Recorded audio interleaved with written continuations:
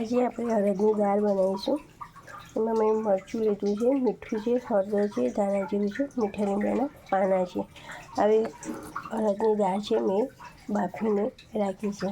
હવે વઘાર બોલાવીશું। વઘારમાં આપણે જીરું નાખીશું,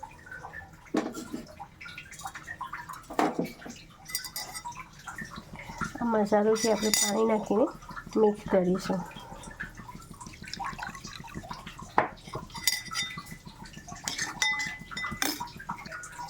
આ રીતે જીરું તતરી જાય એટલે આપણે આદુ, લીલા મરચાંની, લસણની પેસ્ટ નાખીશું।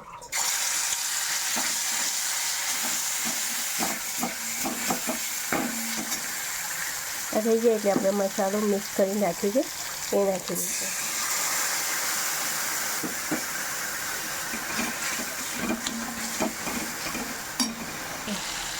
જોઈ શકીએ છીએ આપણે આ રીતે મસાલો ચડી જાય એટલે આપણે દાળ જે બાફેલી છે નાખી દઈશું। દાળ બાફી છે આપણે અંદર નાખીશું।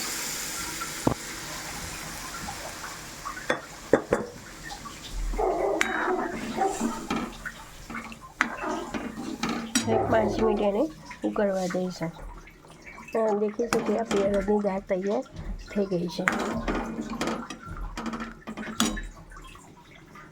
જોઈ શકીએ છીએ આપણી અડદની દાળ તૈયાર છે।